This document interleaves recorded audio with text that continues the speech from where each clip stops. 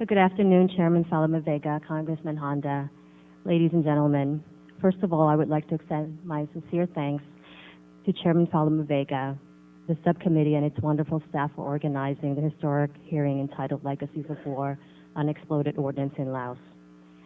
From what I understand, this is the first hearing on the scourge of unexploded ordnance, or UXO, in Laos, a legacy of the U.S. bombing of Laos during the Vietnam War. Tragically, more than 4 decades after the end of the bombing, more than 300 Lao people, 1/3 of them children, continue to be killed or injured by UXO every year. Just this February, on February 22nd, 8 children from Channapha province came upon a cluster bomb, similar to this one. They were in the rice paddies near their home. Like many bombs, these deadly weapons resemble a toy, and the children tossed around in play. The bomb exploded. 2 children survived, 1 was severely injured, and 5 were killed. Beyond this terrible human toll, UXO continues to hamper economic development in one of the poorest countries in the world. Today is also significant, as mentioned earlier, because 39 years ago this week, the Senate held an historic hearing on the status of refugees in Laos. This hearing, chaired by Senator Ted Kennedy on April 21st and 22nd of 1971, helped to expose the secret bombing of Laos. The bombing had begun in 1964 and had displaced hundreds of thousands of civilians within Laos, but had never been disclosed to Congress or the American public. The bombing finally ended in 1973. This was the same year I was born in Vientiane, the capital of Laos. When I was 6 years old, my family left Laos due to the country's political instability. We spent a year in a Thai refugee camp and eventually resettled here in Virginia. Many of the 400,000 Lao refugees who now reside in the U.S. have similar stories. We were fortunate to resettle in America, but were sad to leave behind family members and friends who we feared we might never see again. Much has changed since then. Over the past 10 years, improved relations between the Lao and U.S. governments have allowed me to travel back to Laos numerous times. Like thousands of other tourists who visit Laos every year, I feel a deep affection for the people, culture, and land that I barely remember from my childhood. Reconnecting with my Lao heritage included discovering the dark history and lingering effects of the secret war in Laos. This discovery led me to establish Legacies of War, where I currently serve as executive director. Legacies is the only U.S.-based organization dedicated to raising awareness about the current devastation that has resulted from the Vietnam War-era bombing in Laos. Our mission is to advocate for the clearance of unexploded bombs and provide space for healing the wounds of war. Since our founding in 2004, we have worked with Lao Americans, bombing survivors, veterans, artists, non-governmental organizations, and others to establish a credible voice for reconciliation and justice. As we know, Laos is the most bombed country per capita in history. U.S. bombings left Laos contaminated with vast quantities of unexploded ordnance. At least 20,000 people have been killed or injured by UXO in Laos since the bombing ceased. I would like to share with you some other disturbing facts about the U.S. bombing of Laos and its tragic aftermath. 260 million cluster bombs were dropped in Laos during the Vietnam War. An estimated 75 million cluster bombs did not detonate, scattering throughout Lao villages, rice fields, schoolyards, pasture land, and forests. During the bombing, the equivalent of a plain little bomb was dropped every 8 minutes, 24 hours a day for 9 years. About 1/3, at least 1/3 of the land in Laos is littered with UXO.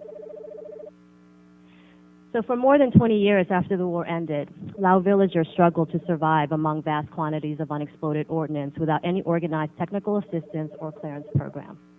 The relationship between Laos and the U.S. was strained, and there were no humanitarian demining programs operational in the Lao NGO sector. In the 15 years since the demining program began in 1994 with the help of the Mennonite Central Committee and the Mines Advisory Group, it has grown, employing Lao nationals in 9 provinces. Undoubtedly, thousands of lives have been saved and injuries avoided as a result of this work. Yet fewer than 500,000 of the estimated 75 million unexploded bomblets have been destroyed. And as you mentioned, Chairman, less than 1% of the contaminated land had been cleared. Initially, I was surprised by the small percentage of land that has been cleared. Then during a trip to Laos in 2008 as part of a Legacies of War delegation, I observed a clearance team working in the field. I witnessed the slow, dangerous, tedious process of surveying, detecting, and detonating UXO. I was humbled by the men and women we met during our trip who risked their lives daily to make the land safe for others. Formal UXO clearance in Laos is now coordinated by the Lao government's National Regulatory Authority, or NRA, with several dozen partner organizations and international donors that support the UXO clearance, victim assistance, and mine risk education. The UXO clearance sector has built up well-trained and experienced workforce. Through new, more effective equipment and careful planning, clearance teams have dramatically improved their efficiency. An official of the State Department's Office of Weapons Removal and Abatement has called the National Regulatory Authority UXO program in Laos, and I quote, one of the best programs in the world, the gold standard. The NRA's newly completed strategic plan over the next 10 years offers clear, achievable goals, including the reduction of UXO casualties from the current 300 to less than 75 per year, and ensuring that the medical and rehabilitation needs of all UXO survivors are met in line with obligations of the Convention on Cluster Munitions, an international agreement signed by 106 countries to ban the production, transfer, and sale of cluster munitions and to destroy current stockpiles. So what is the funding required? According to the NRA, during each of the past 3 years, a total of 12 to 14 million was spent for clearance goals. Funding for clearance comes from international donors, including the U.S., but the NRA estimates that the UXO sector will need at least double the amount per year to meet its 10-year goals. The problem for UXO clearance in Laos is the absence of a consistent long-term funding commitment that matches the scale of the problem. In order to buy equipment and train and maintain adequate staffing, clearance organizations working in the field must have assurances of a continued, reliable stream of funding.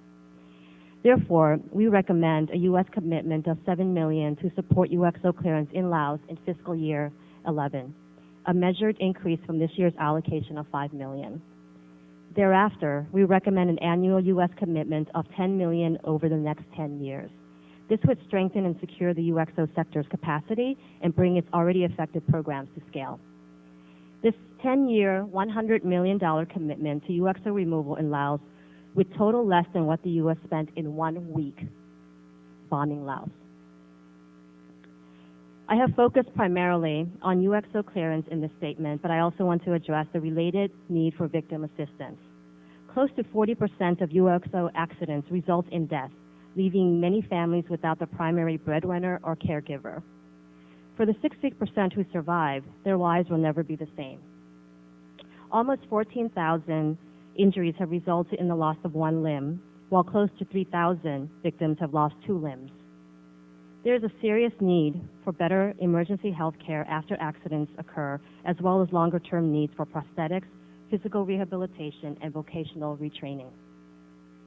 According to the NRA, only $2.5 million a year currently goes towards victim assistance needs in Laos.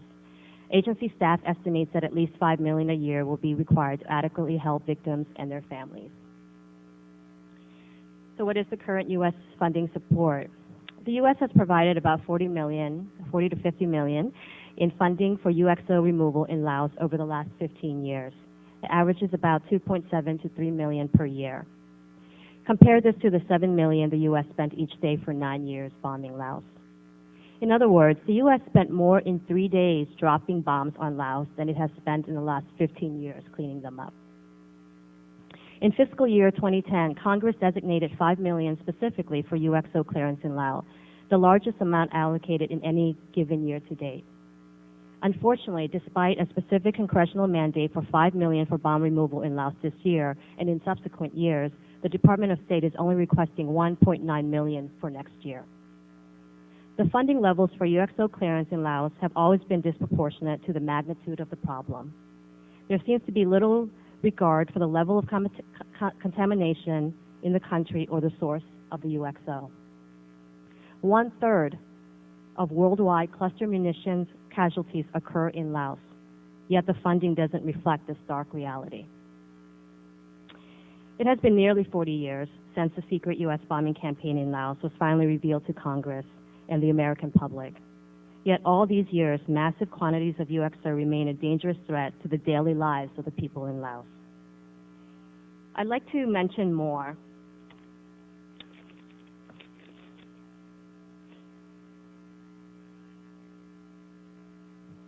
She's a 4-year-old girl from Taichok village in Siam Kwang province.